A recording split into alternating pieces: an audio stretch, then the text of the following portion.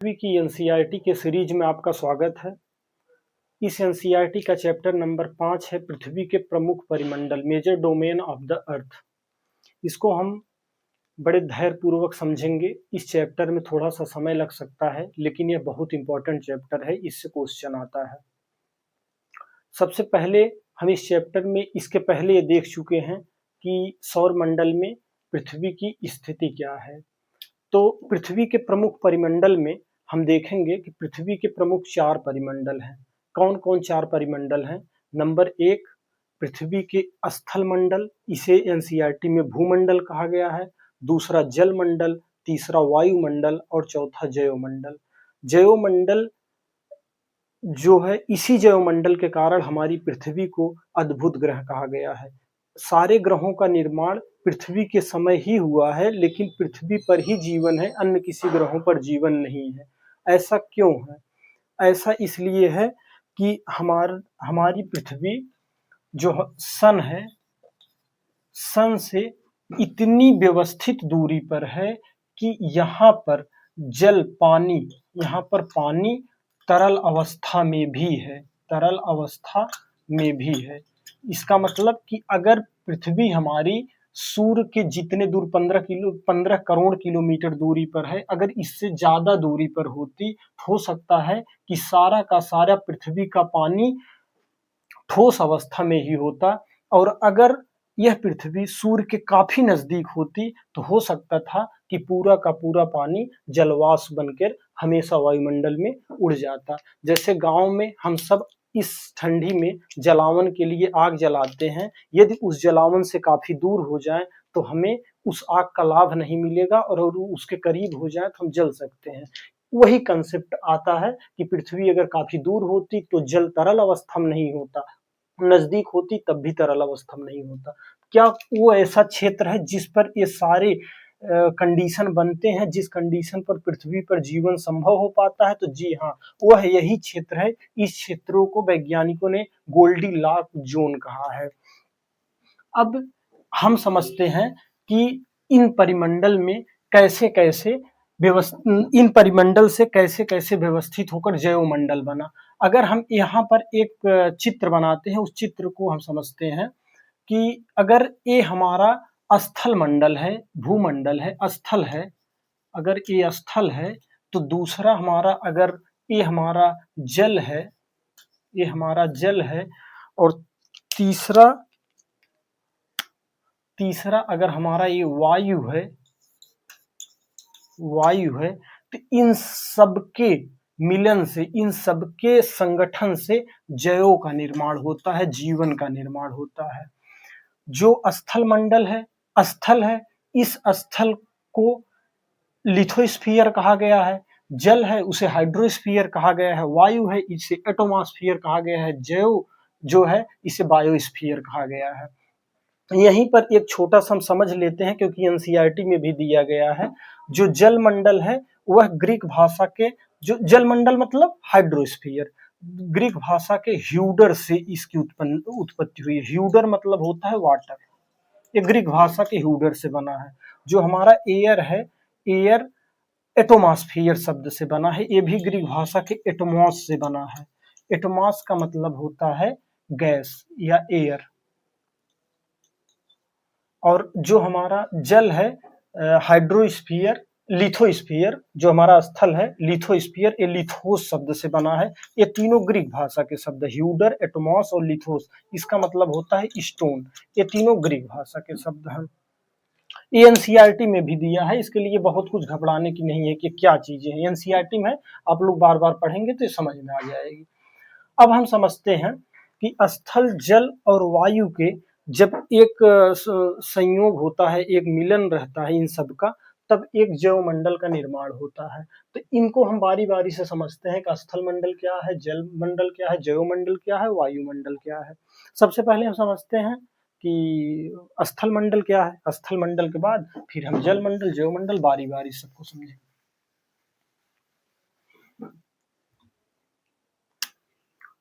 जो स्थल मंडल है, इसे भूमंडल भी कहा गया है, या तो भूमंडल। ये मुख्यतः स्थल मंडल मुख्यतः चट्टानों का बना हुआ है। हमारी पृथ्वी का जो सतह है वह सतह स्थल मंडल कहलाता है। यह सतह का कुछ भाग है जो जलमग्न है, जो समुद्र है उसके अंदर है, वह भी भाग स्थल है, और कुछ भाग ऐसे हैं कि जो समुद्र के बाहर हैं, वह भी स्थल है। तो स्थल में ये पहला नंबर तो ये चट्टानों से बने हैं, ठीक है, चट्टानों से बने हैं। अब इसमें से कुछ ऐसे भाग हैं कि जो समुद्र के बाहर हैं, उसे महाद्वीपीय स्थल कहते हैं। क्या कहते हैं? महाद्वीपीय स्थल कहते हैं, महाद्वीपीय स्थल कहते हैं। और जो समुद्र के अंदर है उसे महासागरी बेसिन कहा जाता है, उसे महासागरी बेसिन कहा जाता है। अगर हमारा अर्थ है और उस अर्थ पर हम देखेंगे तो कुछ यूं, अगर देखें ये माउंटेन हो गया, माउंटेन के बाद यहाँ आते हैं पर्वत, के बाद पठार आ जाता है, पठार के बाद हमें बहुत मैदान बड़े क्षेत्र पर मिल सकता है, मैदान के बाद कुछ ऐसा एरिया है ना जो अंदर गया हुआ है। अब अंदर है तो यहाँ क्या भरा है? यहाँ पानी भरा है। तो ये जो पानी भरा है, इस पानी भरे जो पानी है वह भी किसी न किसी स्थल पर है, तो इस स्थल को हम महासागरी बेसिन कहे हैं, और ये स्थल जो है ये हमारा महाद्वीप होता है। अब हम देखते हैं कि महाद्वीप क्या है और महासागर क्या है। महाद्वीपों की संख्या 7 है और महासागरों की संख्या 5 है। तो सबसे पहले यहाँ पर एक मैप बनाते हैं और मैप बना करके हम देखेंगे कि महाद्वीप कितने हैं, कौन बड़ा महाद्वीप है, कौन छोटा महाद्वीप है, उनकी कुछ विशेषताएं जो कक्षा 6वीं की एनसीईआरटी में दी गई है, उनकी कुछ सामान्य छोटी छोटी विशेषताएं दी गई हैं, उसको देख लेंगे, और महासागर कितने हैं और इनकी क्या क्या विशेषताएं हैं इसको भी हम साथ में देख लेंगे। तो चित्र बनाते हैं। अगर आप लोग भी पेन पेपर लेकर बैठे हो तो कोशिश करिए, एक हम रेखा चित्र बनाते हैं। इसमें ऐसा नहीं है कि सारी चीजों को स्पष्ट रहेंगी या पैमाना बेस रहेगा, बस ये समझने के लिए होगा। आपके पास भी अगर पेन पेपर है तो आप भी हमारे साथ इस चित्र को बना सकते हैं, नहीं तो स्क्रीन पर भी शो कर देंगे इस चित्र को जो किताबों में दिया हुआ है।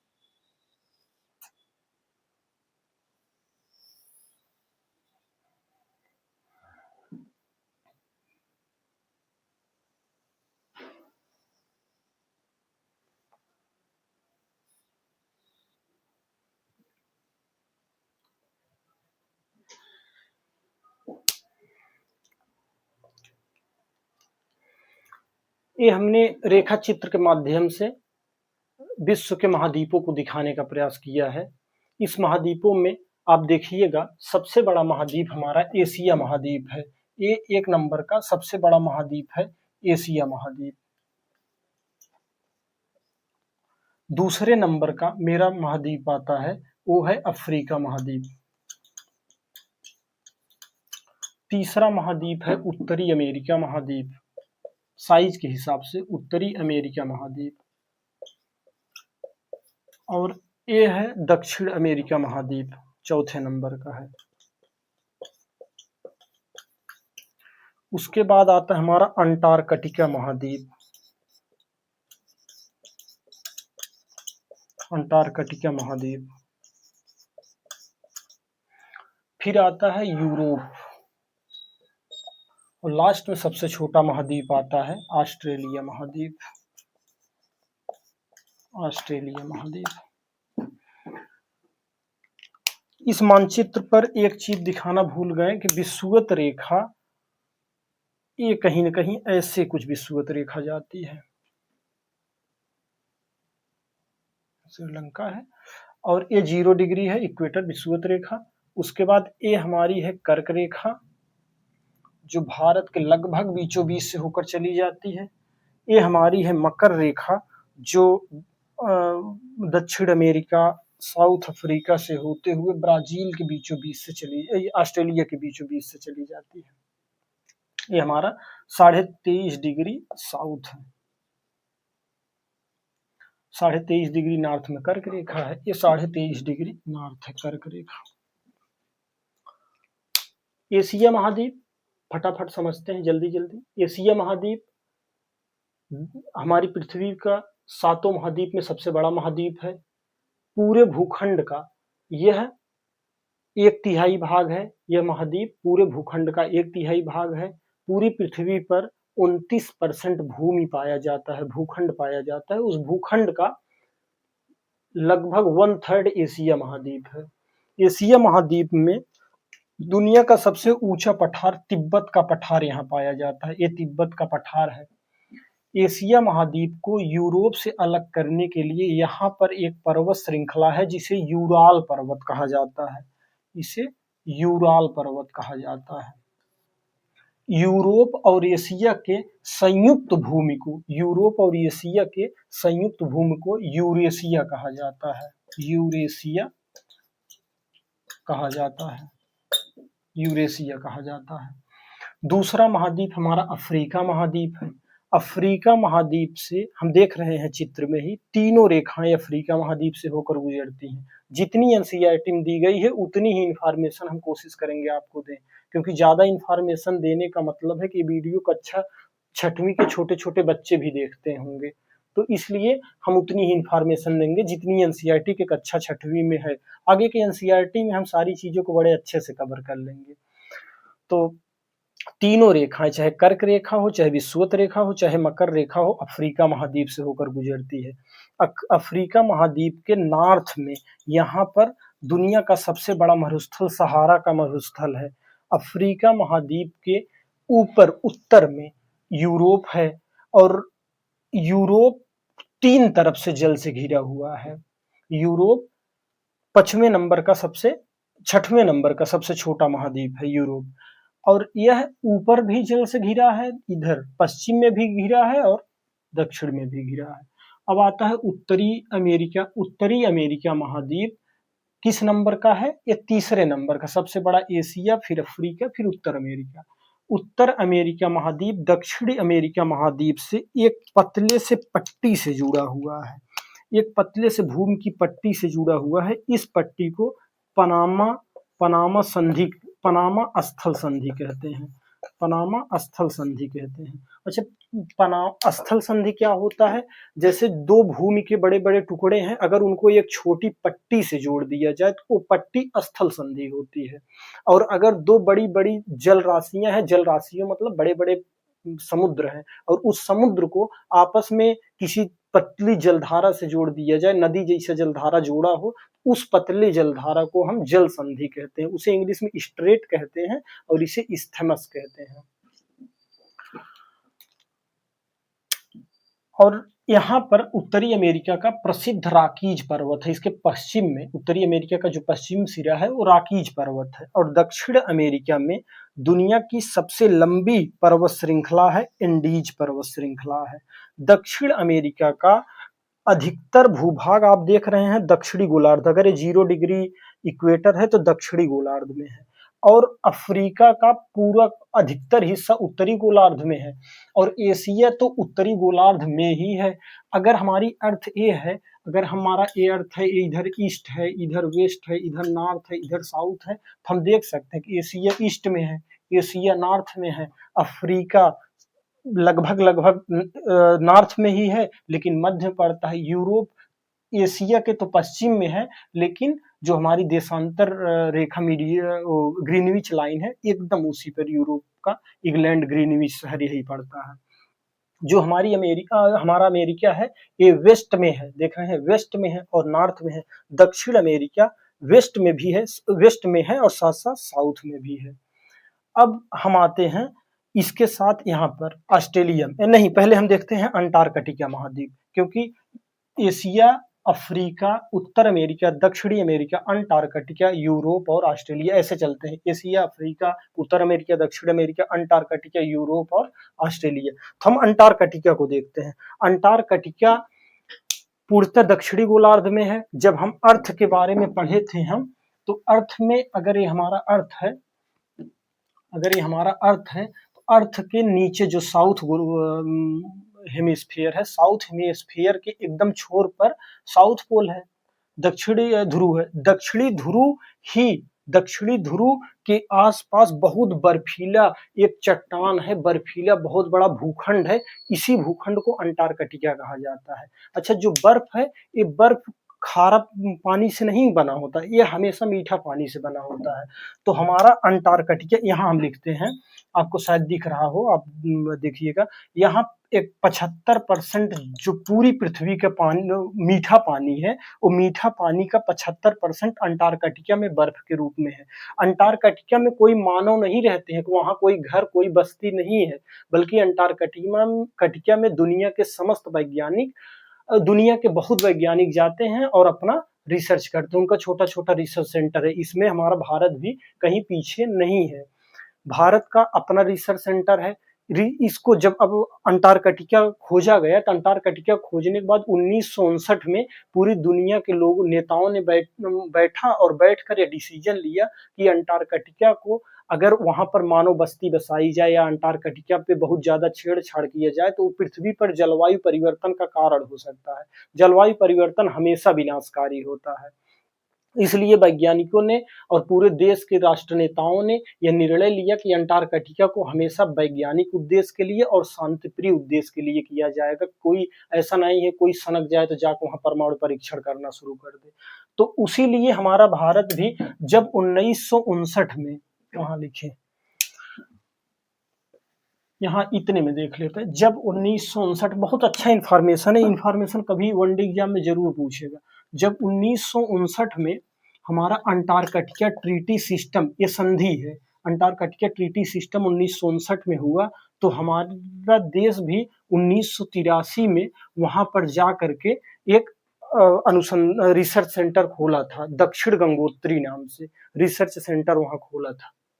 और यह रिसर्च सेंटर 1990 तक चला था। 1990 आते आते यहाँ बर्फ से ना, ये पूरा रिसर्च सेंटर ही बर्फ से, क्योंकि वहाँ बर्फ ही है, माइनस में टेम्परेचर रहता है, तो वो जा करके पूरा बर्फ से ढक गया।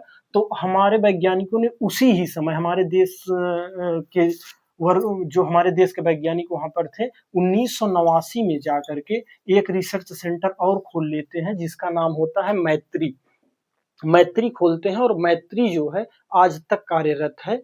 और मैत्री के बाद 2012 में एक और रिसर्च सेंटर खुलता है भारतीय। तो हमारा जो अंटार्कटिका है, अंटार्कटिका में हमारे यहाँ हमारे देश के 3 रिसर्च सेंटर खुले थे। 1983 में दक्षिण गंगोत्री खुला था, जो 90 आते आते बंद हो गया था 1990। फिर 1989 में, 90 के पहले 89 में एक खुला था मैत्री नाम से। और वह आज भी चल रहा है। और उसके बाद 2012 में एक खुला है भारती के नाम से, जो मैत्री है। मैत्री के पास हमारे वैज्ञानिकों ने एक छोटा सा ना पानी, मीठे पानी की झील बनाई है, और वो झील जो है उसका नाम है प्रियदर्शनी झील। कभी एग्जाम में पूछेगा प्रियदर्शनी झील कहाँ है, तो वह अंटार्कटिका में है। भारत के वैज्ञानिक जो मैत्री पे गए थे रिसर्च करने, वो बनाए हैं मैत्री। अब हमारे भारत सरकार ये जो देखती है, वहां पर हमारे देश में एक डेडिकेटेड मंत्रालय है, पृथ्वी विज्ञान और पृथ्वी मंत्रालय, पृथ्वी एवं विज्ञान मंत्रालय, ministry of science and earth. तो ये जो है मिनिस्ट्री ऑफ साइंस और अर्थ देखती है। इसी के संज्ञान में अभी एक यहाँ जो मैत्री है उसी के स्थान पर एक मैत्री सेकंड रिसर्च सेंटर खुलने जा रहा है, और यह दो टारगेट रखा गया है कि 2029 तक यह भी कार्यरत हो जाएगा। तो ये हमारा अंटार्कटिका महाद्वीप है। अंटार्कटिका महाद्वीप के बाद हम देखते हैं ऑस्ट्रेलिया महाद्वीप। ऑस्ट्रेलिया महाद्वीप से मकर रेखा लगभग बीचों बीच से होकर गुजरती है, और हम देख रहे हैं 0 डिग्री इक्वेटर से बिल्कुल साउथ में है। मतलब यह महाद्वीप एक द्वीपीय महाद्वीप है, और यह महाद्वीप पूर्णतः दक्षिणी गोलार्ध में स्थित है। इसी के साथ महाद्वीप का ये छोटा सा सेगमेंट खत्म होता है। इसमें अब हम देख लेते हैं इसी मैप से महासागर। तो इरेज करते हैं 1 मिनट, जो महाद्वीप का इंफॉर्मेशन इरेज करते हैं और महासागर को देखते हैं।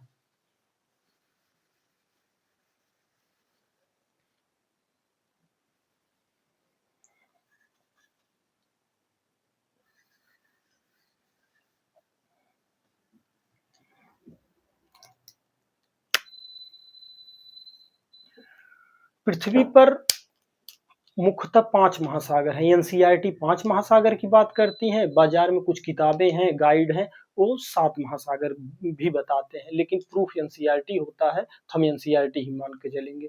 वो 5 महासागर हैं, आप लोग हमारे साथ रिपीट करेंगे। प्रशांत महासागर, अटलांटिक महासागर, हिंद महासागर, दक्षिण सागर, आर्कटिक सागर। प्रशांत महासागर, हिंद महासागर, अटलांटिक महासागर, दक्षिण सागर और आर्कटिक सागर। उसकी अवस्थिति क्रम से इस पे देखते हैं, फिर उनके बारे में थोड़ा थोड़ा समझ लेंगे। पृथ्वी हमारी गोल है, इसलिए प्रशांत महासागर यहाँ भी है और प्रशांत महासागर यहाँ भी है, पैसिफिक ओशियन कहते हैं। प्रशांत महासागर यहाँ भी है, प्रशांत महासागर 1 नंबर। दूसरा नंबर है ये हमारा अटलांटिक महासागर। अटलांटिक महासागर ये है हमारा दूसरा नंबर, इसको रखते हैं। तीसरा नंबर हमारा है हिंद महासागर। हिंद महासागर। और चौथा नंबर हमारा है यहाँ दक्षिण सागर। और 5वां नंबर यहाँ ऊपर में हम लिखते हैं, 5वां नंबर यहाँ ऊपर जो हमारी अर्थ है उसके ऊपर है आर्कटिक सागर। आर्कटिक सागर जो किताब में दिया हुआ है, आप जब किताब खोल के बैठेंगे तो इस चित्र को स्पष्ट हो जाएगा कहाँ क्या दिया हुआ है। सबसे पहले हम देखते हैं प्रशांत महासागर। प्रशांत महासागर सबसे बड़ा महासागर है। यह पूरी पृथ्वी का 1/3 हिस्सा कवर करता है प्रशांत महासागर। और हम पहले रिकॉल करते हैं, जब हम पहले पृथ्वी के निर्माण के बारे में पढ़ रहे थे, तो हमने पढ़ा था कि जो चांद है उस चंद्रमा पृथ्वी के भूभाग का 1/3 है। इसका मतलब कि चंद्रमा की साइज और प्रशांत महासागर की साइज लगभग बराबर बैठती है। तो इससे अनुमान लगता है, वैज्ञानिक अनुमान लगाते हैं कि कभी ऐसा रहा होगा कि यहीं से चंद्रमा टूट कर अलग हुई है, और वही गड्ढवा जहां आज पानी भर गया है वही प्रशांत महासागर है। उसके बाद प्रशांत महासागर के पूर्व में अगर हम देखेंगे तो अमेरिका है और दक्षिण अमेरिका। उत्तर अमेरिका है, दक्षिण अमेरिका है। उत्तरी अमेरिका महाद्वीप है, दक्षिणी अमेरिका महाद्वीप है पूर्व में। और जब हम पश्चिम में देखेंगे तो पश्चिम में एशिया महाद्वीप है, और दक्षिण में देखेंगे तो ऑस्ट्रेलिया महाद्वीप है। और जब हम अटलांटिक महासागर देखेंगे तो अटलांटिक महासागर यस के आकार का है। आप देखिए यस, जैसे ऐसे यस के आकार का। तो एग्जाम में पूछेगा यस के आकार का महासागर कौन सा है, तो अटलांटिक महासागर है। अटलांटिक महासागर के पश्चिम में अमेरिका है और पूर्व में यूरोप है। और नीचे वाले भाग में पूरब में अफ्रीका है और पश्चिम में अमेरिका, यहाँ से लेकर यहाँ तक है ना ये महासागर। फिर तीसरा आता है हिंद महासागर, यही एक मात्र महासागर है जिसका नाम किसी देश के ऊपर पड़ा है और वो है भारत देश। भारत देश के नाम पर हिंद महासागर पड़ा है। हिंद महासागर के उत्तर में एशिया महाद्वीप है और पूरब में ऑस्ट्रेलिया महाद्वीप में, दक्षिण पूरब में ऑस्ट्रेलिया महाद्वीप है, दक्षिण में दक्षिण सागर है और पश्चिम में अफ्रीका महाद्वीप है। एक यहाँ छोटा सा द्वीप आता है, इसका नाम है मेडागास्कर, यह हिंद महासागर का द्वीप है। उसके बाद हम आते हैं आर्कटिक सागर। आर्कटिक सागर उत्तरी गोलार्ध का जो उत्तरी ध्रुव है उसके क्षेत्र पर एक समुद्री भाग है, वो समुद्र है आर्कटिक महासागर, और आर्कटिक महासागर काफी ठंडा महासागर होता है। उसके बाद दक्षिण अटलांटिक जो महाद्वीप, जो अंटार्कटिका महाद्वीप है, वहां पर दक्षिण सागर है। दक्षिण सागर अंटार्कटिका महाद्वीप को घेरा हुआ है। जैसे मान लीजिए हमारी अर्थ है और ये अर्थ के ये नीचे वाला भाग, ये वाला भाग अंटार्कटिका है, तो यहाँ का जो जल है इस जल को दक्षिण सागर कहा जाता है। अब जो गाइड है वो बताती है उत्तर अटलांटिक, दक्षिण अटलांटिक, उत्तर प्रशांत, दक्षिण प्रशांत, इसलिए दो बढ़ जाते हैं, 7 हो जाते हैं। अब हम इस इमेज से एक चीज तो डिसाइड कर लिए हैं कि जो सागर है, जितने समुद्र है, वो समुद्र का जल एक दूसरे से जुड़ा हुआ है और यह हम लोग बड़े आसानी से समझ सकते हैं कि जब पानी एक दूसरे से जुड़ा होता है तो उसका लेवल बराबर होता है। जल का जो पानी का जो तल है, ऊपर का जो छिछर वाला हिस्सा है वो बराबर होता है, जिसमें नैया चलती है, जहाज चलती है, उनका लेवल बराबर होता है। तो इससे एक और कंसेप्ट समझते हैं। ये कंसेप्ट ये है कि अगर ये समुद्र का लेवल है, समुद्र का पानी है, तो ये पूरी पूरी पृथ्वी पर एक दूसरे से जुड़ा हुआ है। जब जुड़ा हुआ है तो इसको हम जीरो मान के चलते हैं। इस पर वायु का दाब सबसे, पृथ्वी पर सबसे ज्यादा वायु का दाब समुद्र तल पर होता है। क्यों? क्योंकि इसका लेवल बराबर होता है। इसके ऊपर जाएंगे तो आप स्थल की तरफ बढ़ेंगे और इसके नीचे अगर जाएंगे, आप ऊपर जाएंगे तो स्थल की तरफ बढ़ेंगे और नीचे जाएंगे समुद्र की गहराइयों में जाएंगे। तो समुद्र तल अगर कहीं की ऊंचाई मुझे मापनी है तो हम इसी समुद्र के तल से किसी स्थान की ऊंचाई मापते हैं। तभी तो रेलवे स्टेशन पे लिखा रहता है समुद्र तल से 125 मीटर ऊपर, 120 मीटर ऊपर रेलवे स्टेशन पर लिखा रहता है। ये नहीं लिखा रहता कोई बगल की बिल्डिंग से इतना ऊपर, समुद्र तल से रहता है, क्योंकि समुद्र तल को ही मानक माना गया है। क्यों? क्योंकि पूरी दुनिया में समुद्र तल एक बराबर होता है। अब हम ऊंचाई पर बढ़ते हैं तो एक केवल एग्जांपल इसमें दिया है कि अगर हम देखें ऊंचाई बढ़े, सबसे ज्यादा हाईएस्ट पीक माउंट एवरेस्ट है। माउंट एवरेस्ट जो है उसका, माउंट एवरेस्ट जो है वो 8,848 मीटर ऊंचा है माउंट एवरेस्ट। समुद्र तल से सबसे ऊंचा अगर बिंदु है तो माउंट एवरेस्ट है 8,848। और अगर सबसे गहरे की बात करें तो एक आता है मेरियाना गर्त। मेरियाना गर्त, ये मेरियाना गर्त, गर्त माने खाई, गड्ढा, वो है कहाँ? वो है मेरियाना गर्त प्रशांत महासागर में। ये सबसे गहरा है प्रशांत महासागर में। इसकी गहराई कितनी है? इसकी गहराई 11,022 मीटर है। 11,022 मीटर है प्रशांत महासागर में मेरियाना गर्त की। अब इससे ये स्पष्ट हो जाता है, ये महाद्वीप हो गए, ये महासागर हो गए। इससे अब हम पृथ्वी के जो स्थल मंडल है और जल मंडल है उसको हम समझ गए हैं। अब लगे हाथ हम देख लेते हैं पृथ्वी के वायुमंडल को भी, और पृथ्वी के वायुमंडल को देखने के बाद फिर अगला होगा पृथ्वी का जैवमंडल।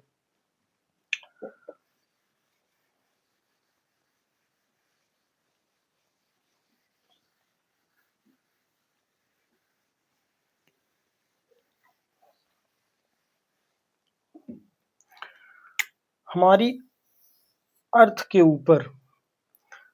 ऊपर वायु का एक लेयर है। पृथ्वी के ऊपर वायु का एक लेयर है, इसी को हम वायुमंडल कहते हैं। अब ये वायु का लेयर है, इसी के कारण जीवन है, और जीवन है तो अद्भुत ग्रह है। और किसी ग्रह पर जितने भी सौरमंडल के ग्रह हैं या उसके बाहर के भी ग्रह हैं उस पे हवा की कोई परत नहीं है। अच्छा, ये परत इतनी भी पतली नहीं है, ये परत 1600 किलोमीटर ऊपर तक है। रेड वाला नहीं सही चल। ये 1600 किलोमीटर ऊपर तक है। 1600 किलोमीटर ऊपर तक है। क्या एक परत है? नहीं, वायु का परत है। परतों में भी मतलब वायु का एक परत है जो 1600 किलोमीटर ऊपर है और इसमें कई परतें पाई जाती हैं। कौन कौन सी परतें पाई जाती हैं? हमारे अर्थ के सबसे नजदीक यहाँ पे अगर कोई परत है तो वो होता है क्षोभ मंडल। इसका इंग्लिश में कहते हैं स्ट्रेटोस्फीयर, क्षोभ मंडल। क्षोभ मंडल के ऊपर आता है समताप मंडल, समताप मंडल, और समताप मंडल के ऊपर आता है मध्य मंडल, मध्य मंडल। मध्य मंडल के ऊपर आता है आयन मंडल, आयन मंडल। आयन मंडल के ऊपर आता है बहिर्मंडल, बहिर्मंडल। ये आयन मंडल के ऊपर आता है। और एक्सोस्फीयर, इनकी ऊंचाई तो नहीं दी गई है एनसीईआरटी में, और अगर हम यहाँ बताने का प्रयास करेंगे तो कॉम्प्लिकेटेड हो सकता है चैप्टर। अब हम देखते हैं कि छोटे बच्चों के लिए ही एनसीईआरटी है, तो हम बहुत डेप्थ में नहीं जाएंगे, बस इतना जानते हैं क्षोभ मंडल में जितने बादल होते हैं, आंधी तूफान जैसी समस्त घटनाएं जो हम देखने को हमें मिलती हैं, सारी ची घटनाएं क्षोभ मंडल में होती है। समताप मंडल में मुख्यतः पूछा जाता है एग्जाम में, तो फ्लाइट, जितनी फ्लाइटें उड़ती हैं सबकी सब समताप मंडल में उड़ती हैं। जब एयरपोर्ट से उड़ान भरती है तो क्षोभ मंडल को चीरते हुए जाती है और समताप मंडल में जाकर के उड़ने लगती है।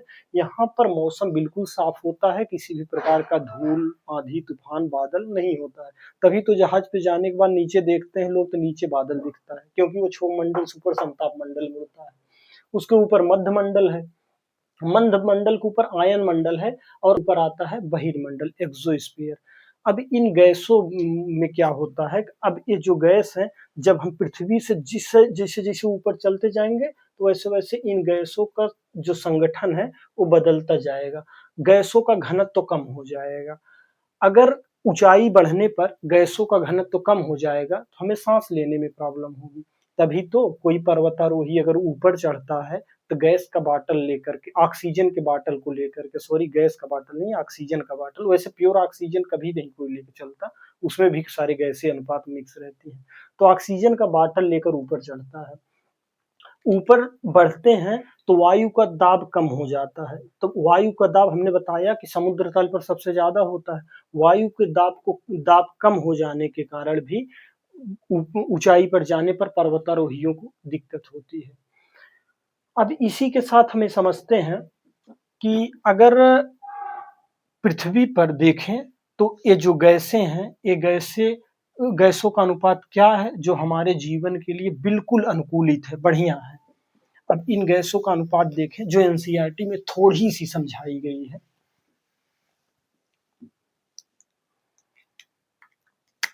पृथ्वी पर जो गैस है उस गैस में नाइट्रोजन की मात्रा 78% है, 78% है। अब ये 78% है तो इस हिस्ट्री में यह स्पष्ट बताया गया है, स्पष्ट ये प्रूफ है कि जितने प्रोटीन है वो कहीं न कहीं नाइट्रोजन के ही कंपोनेंट है। मतलब नाइट्रोजन अगर उनके बायोमास मतलब उनकी बॉडी की बात करें, जो उनके शरीर जिससे बना, चाहे वो पेड़ पौधे हो चाहे वो जंतु हो, तो इनमें जितने भी प्रोटीनस पदार्थ है वो कहीं न कहीं नाइट्रोजन के घटक हैं। तो इसलिए समस्त जीवधारियों को के शारीरिक संरचना के बनावट में नाइट्रोजन प्रमुख योगदान देता है। और दूसरा आता है हमारा ऑक्सीजन, O2। ऑक्सीजन 21% पाया जाता है, और यह सांस लेने के साथ साथ सारे जीव जंतु, वनस्पति हो जंतु हो, सब के सब श्वसन में ऑक्सीजन को यूज करते हैं। तो ऑक्सीजन सांस लेने के साथ साथ जलन, जब हम कोई फ्यूल जलाते हैं तो उसमें ऑक्सीजन की महत्वपूर्ण योगदान होता है। फिर आता है हमारा CO2, कार्बन डाइऑक्साइड। जो कार्बन डाइऑक्साइड है इसकी मात्रा 0.03% पाई जाती है। तो अब कहेंगे कि कार्बन डाइऑक्साइड का क्या काम है, तो कार्बन डाइऑक्साइड का सबसे प्रमुख काम अगर है तो वह प्रकाश संश्लेषण में योगदान देना। प्रकाश संश्लेषण में कार्बोहाइड्रेट के निर्माण में कार्बन डाइऑक्साइड की महत्वपूर्ण भूमिका होती है। लेकिन अब दूसरा कार्य क्या है, तो दूसरा कार्य भी फोटोसिंथेसिस प्रकाश संश्लेषण से कम नहीं है। दूसरा कार्य है पृथ्वी पर ऊष्मा को बनाए रखना, पृथ्वी को गर्म बनाए रखना। तो क्या पृथ्वी को गर्म बनाए रखना बहुत जरूरी है? जी हाँ। अगर पृथ्वी को गर्म नहीं रखा जाए, पृथ्वी को सूर्य दिन में जितनी ऊष्मा प्राप्त हो, रात में उतनी ही वायुमंडल में या अंतरिक्ष में उतनी ही ऊष्मा रिलीज हो जाए, निकल जाए, तो पृथ्वी बेशक ठंडी हो जाएगी और रात को पता लगा -200, 300, 400 डिग्री ठंडी हो गई, जीवन ही असंभव हो जाएगा। तो यह कहीं न कहीं ग्लोबल वार्मिंग की गैसें हैं, लेकिन यह एक लिमिट तक है, 0.03% है, इसलिए यह पृथ्वी को जो आवश्यक तापमान होता है वो बनाए रखने में मदद करती है। यहाँ एक शब्द हम बोले हैं ग्लोबल वार्मिंग को, तो ग्लोबल वार्मिंग थोड़ा सा समझ लेते हैं। ग्लोबल वार्मिंग की महत्वपूर्ण दो गैसें हैं, वैसे बहुत गैसें हैं और जलवाष्प भी है, लेकिन हम कार्बन डाइऑक्साइड और मीथेन की बात करते हैं।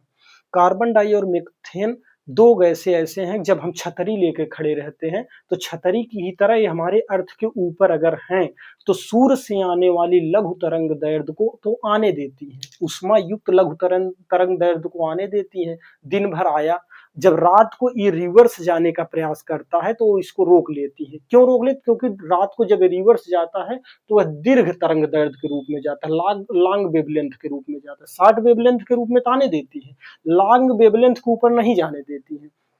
इससे हमारी पृथ्वी गर्म हो जाएगी, और जब गर्म हो जाएगी तो यह कहीं न कहीं जलवायु परिवर्तन के लिए जिम्मेदार होगी। जलवायु परिवर्तन कभी भी मानवीय जीवन के लिए या किसी भी प्रकार के जीवन के लिए कभी भी लाभदायक नहीं है, हमेशा हानिकारक ही होती है।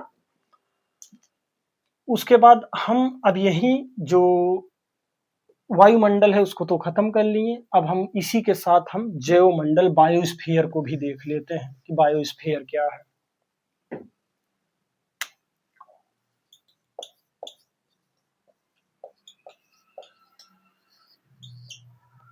सारे कंपोनेंट, चाहे वो लिथोस्फीयर हो, हाइड्रोस्फीयर हो, एटमॉस्फेयर हो, जब तीनों कंपोनेंट के संयोग से तीनों के कंपोनेंट जब मिले तो कभी न कभी हमारे पृथ्वी पर जीवन की उत्पत्ति आज करोड़ों लाखों साल पहले हुई होगी। बैक्टीरिया से लेकर के विशालकाय डायनासोर जैसे प्राणी इस पृथ्वी पर आए, और इस पृथ्वी पर आज भले ही विलुप्त हो गए, पता नहीं कितने करोड़ों लाखों जीव जंतु आए और विलुप्त हो गए। इन सब का अध्ययन हम जैवमंडल में करते हैं। जैवमंडल में बैक्टीरिया से लेकर विशालकाय वृक्षों तक का भी वर्णन उल्लेख किया जाता है। अब आता है कि क्या ये सारे कंपोनेंट, अगर जल मंडल है, स्थल मंडल है, वायुमंडल है, अगर इसमें से किसी एक के साथ छेड़छाड़ किया जाए तो क्या दूसरा कंपोनेंट स्वतः प्रभावित होगा?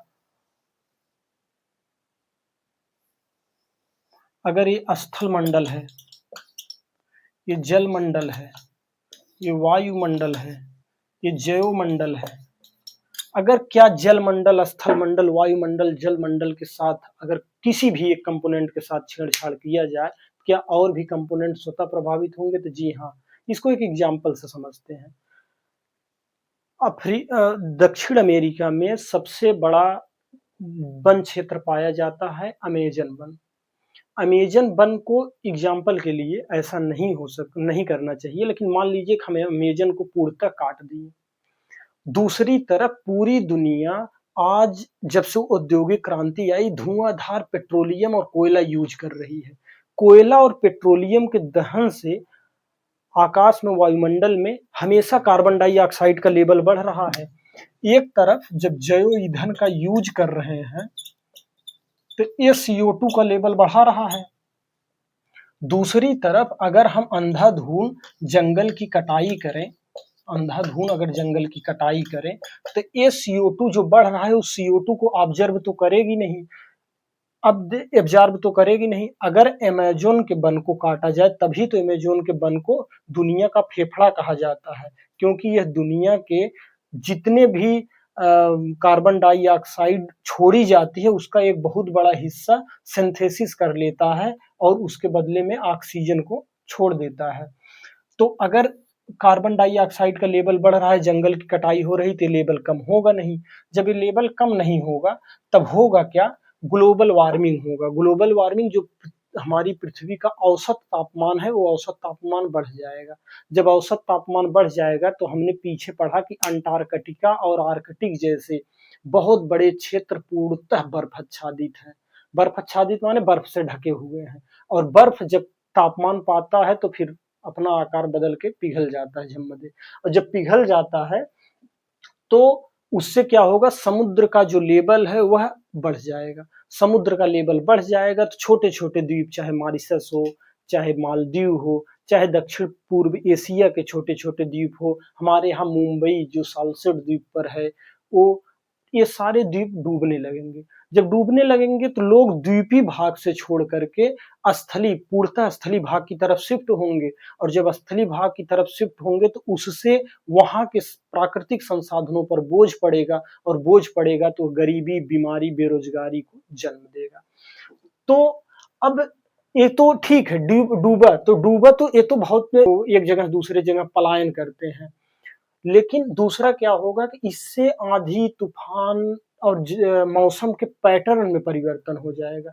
जब पैटर्न में परिवर्तन हो जाएगा तो इससे नदियां अपना रास्ता बदल सकती हैं, इससे जो नमकीन वाटर है वह प्रभावित हो सकता है, नमकीन वाटर से मीठा जल पूर्णतः प्रभावित हो सकता है। तो और जन धन की भी लॉस होगी, हानि होगी। तो नहीं देखें कि हमने सबसे पहले जैवमंडल को छेड़ने का प्रयास किया तो उससे वायुमंडल प्रभावित हुआ, वायुमंडल से फिर स्थल मंडल प्रभावित हुआ और फिर जलमंडल प्रभावित। एक ये सारे चीज इकोसिस्टम का पार्ट है। अगर एक चीज को छेड़ते हैं, दूसरा चीज स्वतः प्रभावित होता है। तभी तो दुनिया के समस्त नेताओं ने यूनाइटेड नेशन में बैठ करके यह कसम खाई कि हम 17 सतत विकास लक्ष्य को अपनाते हैं। 17 सतत विकास लक्ष्य को अपनाया गया। इस सतत विकास का मतलब क्या है, बस यही आप समझ लीजिए, और 17 का नाम अभी याद करने की जरूरत नहीं है। सतत विकास ये है कि हम सारे संसाधनों का यूज करेंगे, लेकिन उन संसाधनों को ऐसा यूज करेंगे कि भविष्य की पीढ़ियों के लिए भी वह सुरक्षित रहे। ऐसा ना हो कि आज हम विकास के नाम पर सारे संसाधन को धुआंधार यूज कर ले, और आने वाली जो पीढ़ी है वह आज तो 20 रुपए बाटल, 25 रुपए बाटल पानी खरीद रही है, 400-500 रुपए बाटल या सोना चांदी देकर पानी न खरीदना पड़े। ऐसा ना हो, इसीलिए वह कहती है, सतत विकास का कंसेप्ट यही आता है कि सारे संसाधनों को इस प्रकार यूज करिए कि उसको भविष्य के लिए भी सुरक्षित रखिए। आज पूरी पृथ्वी पर अगर 71% जल है तो उस 71% जल का 97% खारा है, जिसका हम अपने दैनिक जीवन में यूज नहीं कर सकते। 3% ही है जल जो पीने योग्य है। इसमें से बहुत बड़ा भाग ग्लेशियर के रूप में है, और भौम जल है, नदियां हैं, तालाब हैं, झील हैं, यही 3% जल में है। फिर भी अगर इन जल को नहीं बचाया जाए तो आज के समय में बाटल में पानी भर के पीना पड़ता है, सिर्फ इसी वजह से कि अगर हम जल को कंटामिनेट होने से रोक सकें तो ही हम पानी को सुव्यवस्थित पीने के लिए उपलब्ध करा पाएंगे। न तो आने वाला समय, यह कहा गया कि पहला विश्व युद्ध का कारण कुछ और होगा, दूसरा विश्व युद्ध का कारण कुछ और था, वर्चस्व की राजनीति हो सकती है, लेकिन तीसरा विश्व युद्ध का कारण हो सकता है कि पानी रहे। इस चैप्टर में एनसीईआरटी में यही इतना सब बताया गया है। अगर इसके अतिरिक्त कुछ है तो वह किसी नेक्स्ट वीडियो में कवर कर दिया जाएगा। इसी के साथ अपनी बातों को खत्म करते हैं। जय हिंद, नमस्कार।